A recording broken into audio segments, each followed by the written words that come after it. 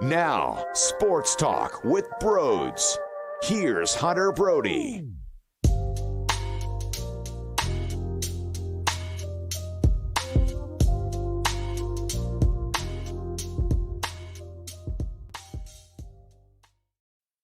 Here we go again, right?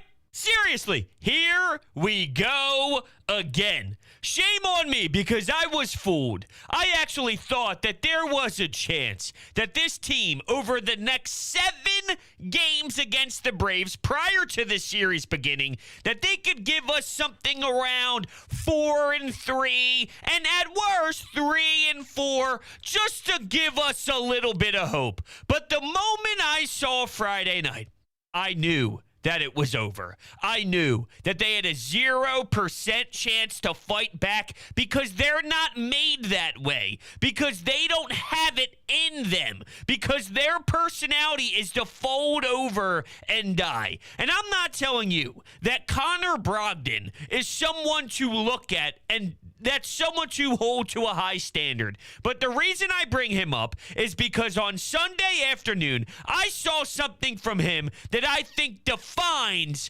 what this team has become. The score was 1-1. Alec Boehm hits a bomb to tie up the game. You thought the offense was dead, which it was, but you looked at that point, there was nothing going on. Strider was doing his thing, but Boehm delivers. Awesome. The game is now tied, and that could flip the script. All right, salvaging a game 3 is extremely important, especially knowing that the Brewers fell to the New York Yankees. That could have been large. You wouldn't have loved the entire series. You wouldn't have been the most excited in the world, but it would have been crucial when you look at the wild card standings, and you would have said the alternative is significantly worse. So, it's 1-1. Connor Brogdon gives up the tie game. Big time home run. And when he's walking off the mound, you would have thought his dog died. You would have thought that the worst thing in the entire world happened to him. He's walking back, moping, shoulder slumped over, felt sorry for himself. Do you know what a team that is actually built with some balls would do? They would look like, all right, hey, my bad, fellas, let's go. Plenty of game left. Do you think the Braves down 1 in a 6th inning would ever count themselves out? The look at his body said exactly what this team is. Which, when times get tough, they're not there. They don't know how. And I thought by now that would have changed. Let's look at Bryce Harper, for example. Ronald Acuna Jr. is winning them baseball games, willing them to victory. Now, Bryce Harper got robbed with bases loaded on Saturday night. But the moral of the story is their superstar said, we are not going to lose. Now, it's not as if Bryce Harper could play in the field right now due to his condition and due to where he is with his UCL. My man had 1 hit this series, though. One hit. Not going to happen. I saw some at-bats from Kyle Schwarber I hated. First pitch, pop up. You could tell that he's frustrated. I don't want to hear that he okay, well, he earned a couple walks. I don't care. He wasn't good enough. Bryce wasn't good enough. He rips one to the right side. It's an error on Matt Olson. And swear to God, he was probably out at second base with his uber aggressiveness. So he got lucky. But I'm looking at the Braves players saying, we got this. And I'm looking at the Phillies going, Because 2 nights ago, we got our hearts ripped out of our chest. We don't know how to respond. So now it's not only the New York Mets, but it seems to be on track now. Now they have 4 games to go against this same team, and it's in a different environment next time after the off day on Monday and the 2 games against the Blue Jays. But you're going to look at the season series when it's all said and done, even though it was 500 before this 3-game set, and it's probably going to be ugly. So that's 2 teams now in your division that are smacking you around like you're a little bitch. Now, I'm just going to be honest. I'm separating two things here, right? I acknowledge that this team is going to make the playoffs, I think. All right, and it's a big step in the right direction compared to where they were. Everyone says the 07 to the 08 run. Like, they're clearly taking strides if they're going to win 90-plus games. And I believe in that side of things. But at the same time, it's September baseball, and I demand more. So both can be true. I'm not losing sight of big picture, but I'm also reacting to in the moment, and I feel frustration. Because while I get that these two teams in the division are better than them and more talented than them this season, and the Braves are always special and scary, it seems, but I thought that there would still be steps and strides farther than where they are right now. Right? Like, I watched Bryson Stott play on Saturday, and I saw some things I loved. And I watched Alec Boehm hit a big-time home run Sunday afternoon, and I love that. I just think that some of the veterans aren't shining right now that I need. And that hurts me. It does. So, I wanted to mention Aaron Nola. Aaron Nola went 7 innings, pitched 4 earned runs, or allowed 4 earned runs in his outing. I thought that he was fine. He wasn't a disaster. He wasn't bad. He wasn't great or sensational either, but I thought he did enough to put you in a spot to win a game against the Braves. There was a situation where there was bases loaded. He got out of that jam, so instead of it being 2-0, it could have been a lot more. Ronald Acuna Jr. did everything in his power to rake and make plays defensively on that night, so he really was phenomenal from a pure baseball standpoint. But Aaron Nola, I thought, really settled in and gave his team a fighter's chance. He wasn't elite. He didn't will you to win, which sometimes I do ask my starting pitchers to do. But at the end of the day, if you go that deep against this roster and this batting order and you give up 4, yo, fellas, where's this offense? Because how many times do we see Gene Segura strikes out in a big-time at-bat? They need the timely hits. They leave guys stranded way too much. And there's flows of that, right, throughout a season. There's going to be a month where you're hot. There's going to be a month where you're cold. That's just inevitable. But now's the time to win. And that's why when I hear this phrase after Saturday in the 4-3 loss, it doesn't really hit me, okay? It just doesn't. They didn't play bad. It wasn't like they played bad. You're right. They didn't play bad. They battled to the end. They fought. They did. They really did. They were down a bunch of runs. They kept creeping back into it. It was about the 8th inning. Here comes Bryson Stott. He ropes one up the middle. Like, hey, there's something to it. There's some excitement here. The youth is stepping up. When the pressure's on, you're on the road. It's loud. You despise that team. It's not easy to do. I was loving it. But at the same time, this is not the time of the year to go ahead, little Johnny. I'm so proud of you, little Johnny, for fighting. It's September. Fuck that. Fuck that. That's what we say in early stages of the season. That's what you say when it's a moral victory on the road, game 42. It doesn't matter anymore. Do you think the Braves are happy if they're playing a game in a different town and they lose by 1 when they're playing back and forth with the Mets looking for an NL East title, an NL East championship? You think that satisfies them? Absolutely not, because they actually know what to do when the bright lights shine. And it's upsetting. So I think I fooled myself, you know? And I even heard, I was stunned by this, and I don't even know how to digest it. I don't know if I should be mad. I don't know if I shouldn't be mad, because I guess you could look both ways at it. And maybe I'm nitpicking here, right? Like right now, I'm searching for a ton of answers, and I'm searching for everything. But I heard prior to Sunday's game on Pregame Live from Jim Salisbury that he believed he heard light music being played after the loss Saturday in the locker room. Somewhat trying to keep it calm, keep it loose. Hey, don't worry too much. We did all right.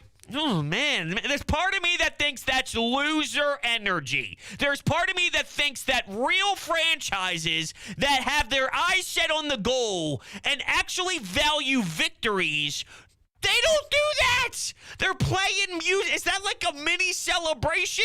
We were in that one, fellas. Now, once again, is that a big deal? Probably not. Am I making it something bigger than it is? Probably. And I'm acknowledging that. But I have to dissect every part of this baseball team right now because something needs to change because they're not doing well enough. So I need to look at everything. And the fact that it almost seemed like they were satisfied. You don't play music in the locker room after a loss. Come on now. So I'm stunned to hear that a little bit. I didn't think the Schwarbers of the world would have allowed that, unless he was the one to almost initiate it, because that's the style that he does. I don't know. I have no idea. So I can't put my 2 cents on it. But even I'd be surprised if he did. Like, someone in that room's got to be, yo, the hell is that? Turn it off. Just saying. Just saying. Some other things bothered me. I mean, Vierling gets you 2 RBI in a game. Stotts hustling around the bases. That's where your production's coming from, Matt Vierling. You're not going to win many baseball games when your production is coming from Matt Vierling. And then in the final game, I get this is how baseball works, and I know that JT Realmuto has logged a lot of minutes so far this year. But once again, similar to what I said in the first game of this series, right? I mean, you're going into a game with Guthrie, Vierling, and Munoz playing in the most crucial game you had to date. It's a Sunday afternoon. Stubbs, he needs at-bats. This is the time when most backup catchers get their opportunity. But you have an off day Monday, and you're desperate to salvage the series. Maybe you don't have JT in where he's at now, innings-wise, and you space it out through the year so that when a big-time game in September comes, you have a little bit more leeway. Maybe you could push the foot on the gas a little bit with JT because of the way that things were shaping up throughout the season.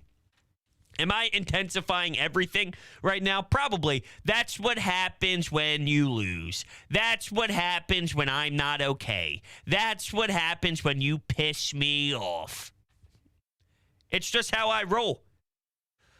Let's see. The 7th inning. 2 men on for the Phils. This is on Sunday afternoon in their loss. 7th inning, 2 men on. Guess what? Phillies don't score. 7th inning for the Braves. Guess what? The other team does. I mean, right? Bohm gets on second base also because of an error over at third. Guess where he ends up? Second base. Normally when the Braves smell blood, they know what to do. Doesn't seem like that's the case right now for the Titans. I think their bullpen is looking bad too. You know, Coonrod, David Robertson, wasn't good from there. Falter was fine. The Bellotti entrance to the game was massive for him to deliver in that spot. But, you know, I think that there's a lot of, how come Rob didn't do this or Rob didn't do that? I heard a lot of back and forth after Friday night. Well, if he let Alvarado go too, Alvarado going too. My man almost pitched 20 pitches. In what world? If you're starting to scratch and crawl and beg and demand for Alvarado to go 2 innings after he already threw about 17, 18 pitches in the first inning he went into, I think you have to search somewhere else. Seranthony got beat. Your best reliever got beat. Someone else said, well, David Robertson should have really been in the 8th because your closer, Seranthony. Well, I mean, Seranthony's better than David Robertson. So the only way I would have that valid is if Seranthony got through the 8th, and then the 9th inning was David Robertson, who then pissed the game away. Then I think we could say, okay, well, why wasn't it flip-flop? But if they got to your better pitcher in an earlier inning, there's not much to it. You put your best guy out there. Your best guy failed. It doesn't need that much more, you know, magnifying glass. And that's coming from me, who just screamed and bitched that I didn't like the way the music was playing. So just put that into perspective. Ay, ay, ay, ay, ay. Yep. This team isn't mentally capable of being on the radar of some of these other teams. Not that I thought they were at a Braves level, because I know the Braves are a way better baseball team than the Phillies. I just thought maybe that they were closer than they were. And unless they do something outrageous, like sweep the Braves in Citizens Bank Park, all right, or take 3-1 record, and they look demanding, and they literally whoop their asses. Unless it goes to that level, there's not much that's going to move the needle for me. Here's the fear, and at this point, I still feel like they're going to get in, but it's going to be the good old backpedal, where they look ugly doing it, so it devalues the rush of them actually being in that moment. Seriously. It's been a crazy year, huh? All right, we have some Anytime Hotline calls. A couple from Saturday night, a couple from Sunday afternoon. I'm just going to pick and choose a little bit here and just kind of get a feel. This one came in late Saturday night. We will kick things off right now. Wow, bro, it's late night. That was really a roller coaster of a game. Went from, being upset to being, hyped up. I was fired up in that last inning. I'll tell you. I don't know if you can hear that. I low-key lost my voice, but let's touch base on Nola. Could have been. I feel like it's not going to show what he did tonight, that stat line, because there was just one guy just totally pounded on him, but he didn't look too bad. I don't think it's fair to say, oh, September Nola's here, because he looked like he settled down. The thing is, hopefully the Braves didn't kill him. They just pissed him off, because they're facing him next Saturday. And that was going to be, I'm going to that. That's going to be a fun one. But way too many strikeouts, especially for whoever the fuck that guy on the mound was. Some random guy. But yeah, you know what I mean? It's just a long call, but yeah. I don't know if the game is going to be super exciting when you're there. I hope it is for your case, but I don't know at this rate. Aaron Nola, it could have been a typical September Aaron Nola start, and you saw social media somewhat heading in that direction, but by the end of it, I can't crush the guy for what did he allow a couple runs? Of course he did, but the Braves do that to pitchers. That's why they are nasty, and that's why that we view them the way that we do. If you go that deep into the ball game, Acuna had a couple hits, and that really is what stole the show. But ultimately, I'm not going to scream and say that he wasn't good. He wasn't unreal. He wasn't great, but he wasn't bad either to the point where, oh, here we go again. This guy's failing. He didn't fail. I wouldn't call that a fail. Here's a statistic so far in the 3 starts. He has 4 now total, but these were his other 3 starts against Atlanta. 8 1/3 innings pitched, 1 earned run, 10 strikeouts. So that is absolutely incredible. 7 innings pitched, 4 earned runs, 8 strikeouts. That was his second start. 6 innings pitched, 5 earned runs, 7 strikeouts. That was a disaster, and he fell flat on his face. And then what we saw over the weekend. So, there were 2 that were okay. There was 1 that was seriously phenomenal, and then 1 that stunk, and where he lit up the joint and was bad. So that's kind of how his 4 starts went against this team. He always is going to have the crosshairs when it comes to the Phillies fan base and where they are right now. I think that there's a lot of issues right now, and the number one being confidence. I don't think they feel good. They're saying things, but I don't know if they truly believe what they're saying. And there's nothing you could do when you're in a clubhouse other than hype yourself up and try and stay positive and keep everything light. That's what you're supposed to do. But the difference is when teams have it, they just automatically respond because it's in their bone marrow. They're having a difficult time figuring out how to push those buttons that they know they need to push, but they don't know where it's coming from or how to have it operate because maybe it's not in them. Not yet. We're farther along than we've ever been, but that doesn't help me out right now. It helps me out long-term view. But right now, I can't think about about the long term. I'm thinking about rally tales, and I want to see like what I witness every year around this time.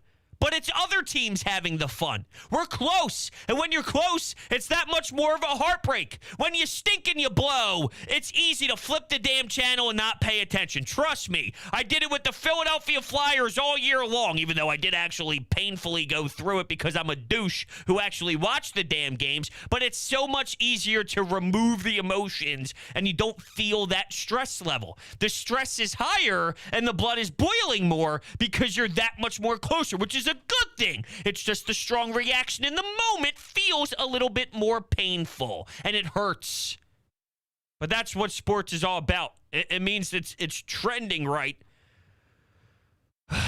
But come on. Ay, ay, ay.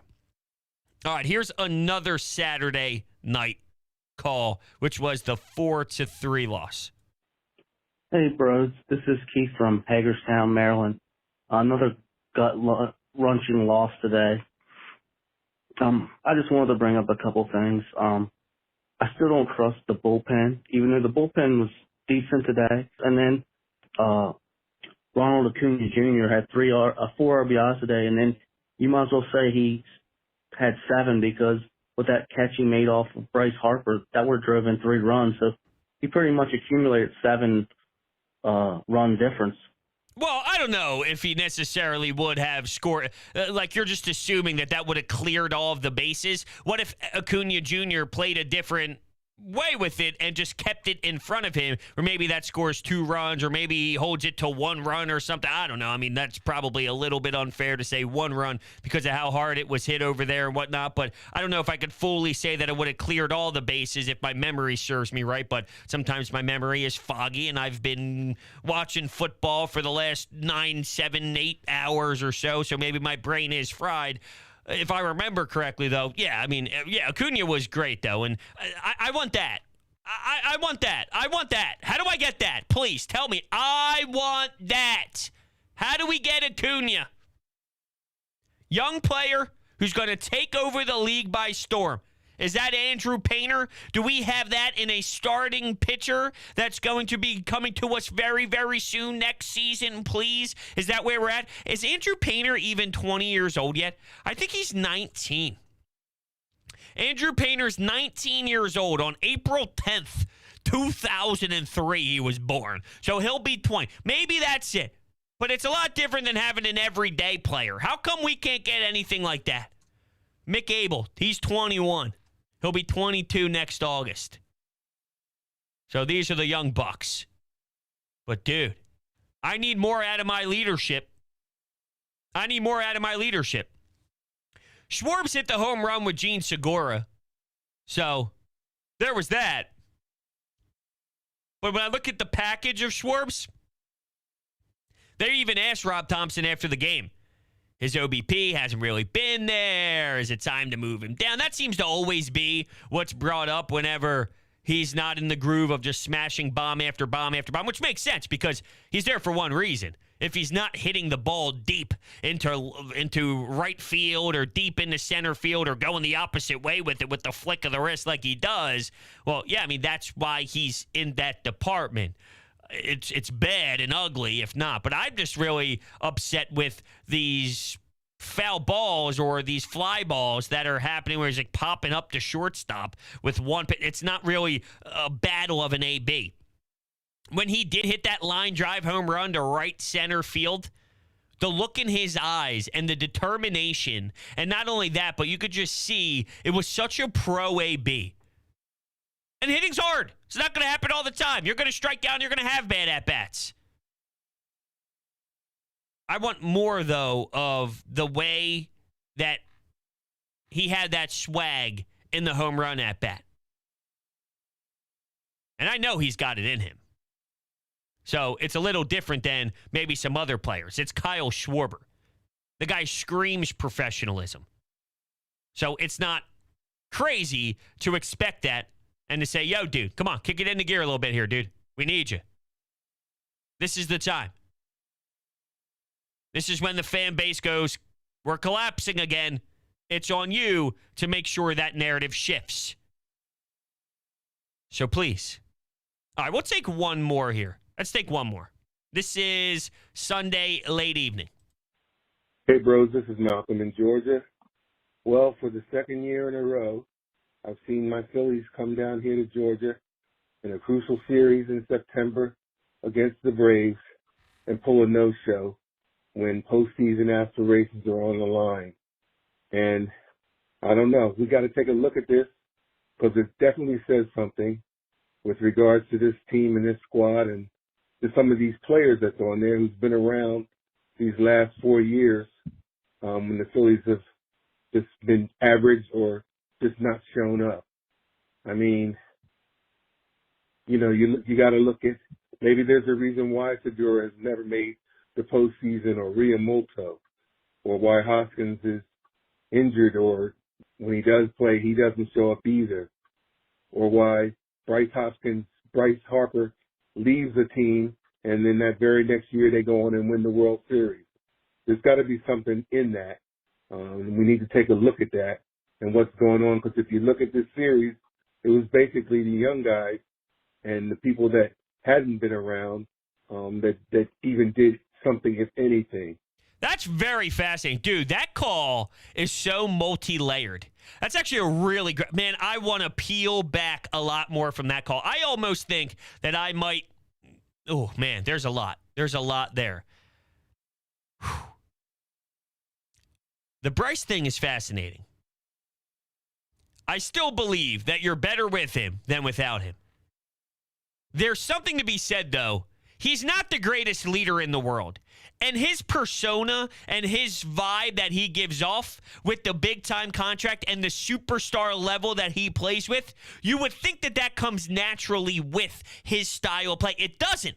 And I think that throws people off within that clubhouse. I really don't think he's that great of a vocal leader and an emotional leader. Like, I just don't feel that. He's got friends that might catch on. A Bryson Stott, for example. That's different, though, because there actually has this deep connection of friendship with him being from the Vegas area and whatnot. But from a collective unit of a team standpoint, I don't think it's there now. And I feel that throws a lot off. But you nailed it. Bryson Stott had a great second game, I just thought, from just the way he played it. Alec Boehm had a couple hits in the third game. Kyle Schwarber had the home run. So did Segura, though, when he knocked in. But he also had a big-time strikeout that I definitely despise and was irritated with.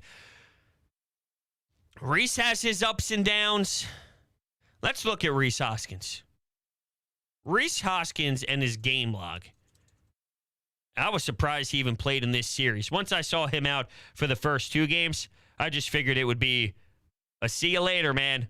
I'll catch you after that Monday off day, if that. So with his game logs, when was the last time? Because he goes through his hot streaks and he goes through his downfalls, and he still hits a lot of bombs this year. He's at 28, close to 30, and he still might get 30. So I can't pretend like that's a bad year by any means. But his last home run, well, he did. He had that's what it was. He had one on September 11th, and he had one on September 9th. So prior to that, though, August 16th, he hit two in one game. And then it was August 9th. So there were some windows of time without splashes from Rhys Hoskins. I just don't really remember and feel, well, I don't remember that time when it felt like he went on that tear. It's been a bit of time. Although you look at the numbers and the stats say 250 hitter with 28 home runs and 71 RBI. So the number statistically would say you're being way too harsh. But the eye test and just everything surrounding watching on a day-to-day basis, it doesn't hit the same way that it's being put down on paper in front of your eyes just looking at the numbers. But yeah, it's sad. It's sad that this is what we got from this team, and this is kind of what they've been. You know, they've been a team that fell short. And I don't know if they necessarily fully fall short this year, but there's a way to make the playoffs, and there's a way to back into it, and it just seems like it's trending in the backing into it style, which sucks. just sucks. So that's where I'm at. Thank you, everybody. If you're new to the channel, hit the subscribe button, hit the thumbs up button as well. I greatly appreciate it. That last call was so complex, and it had a lot of beef to it. I'm almost going to sit on that for a little bit and think about it. Think about it some more. Maybe explain in another show. I also hated Brandon Marsh batting so high in the line. What, did he bat fifth? Did he bat fifth? To me, Brandon Marsh should never be batting fifth. It went Schwarber, Bohm, Harper, JT, Marsh. And then in the 5-2 loss, Schwarber, Hoskins, Harper, Bohm, Marsh. That doesn't tickle my fancy. Thank you.